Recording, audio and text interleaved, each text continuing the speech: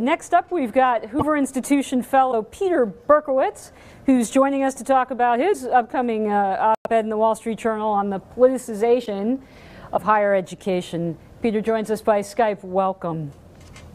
Nice to be here. Thank you.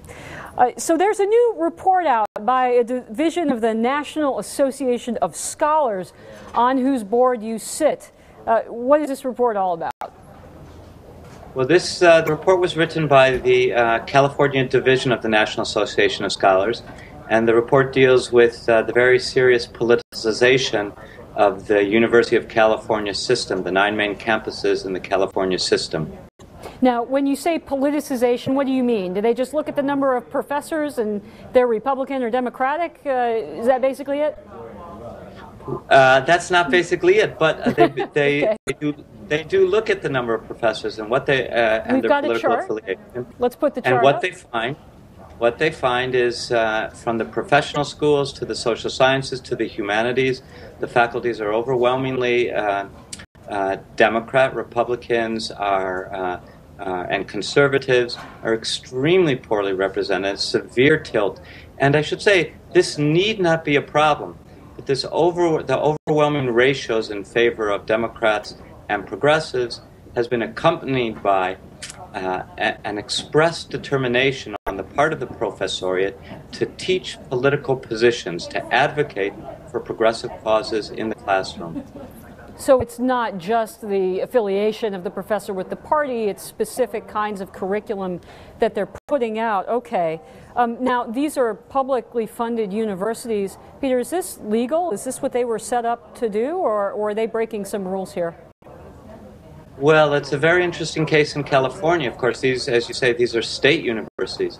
And the professors and actually the governing body, the UC Regents, not only have an educational duty to ensure that the classrooms do not become politicized, but they have a legal duty. The California State Constitution provides it's the obligation of the governing bodies of the universities to keep the classrooms free of politics, to make sure that the classroom is a place where ideas are explored, not where dogma is inculcated.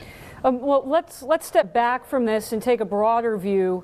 Assuming that this study is telling the truth and painting the correct picture, what effect does this have on the students or even on national politics, on our national debate?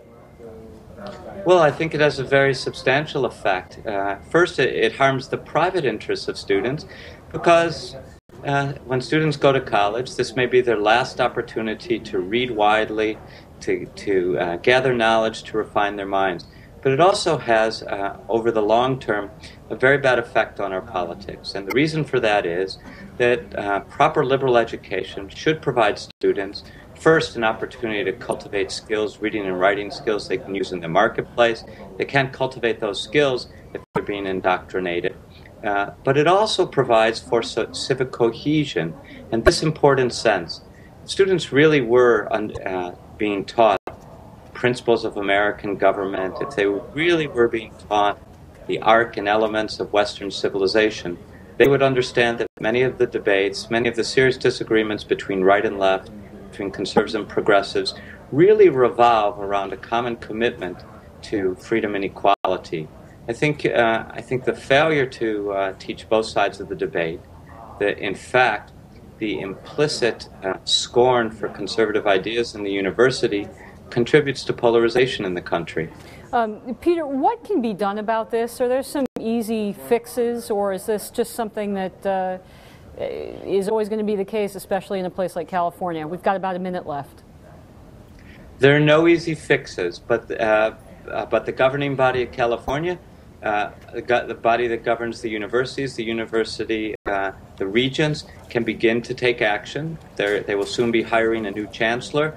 And when they hire that new chancellor, they should look for somebody who will be dedicated to depoliticizing our universities, the California State University of California System universities. Peter, we may, just again very quickly, we may have people out there that say, well, it's just one study.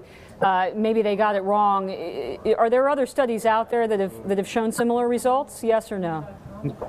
Yes, there are many studies that show what's true of California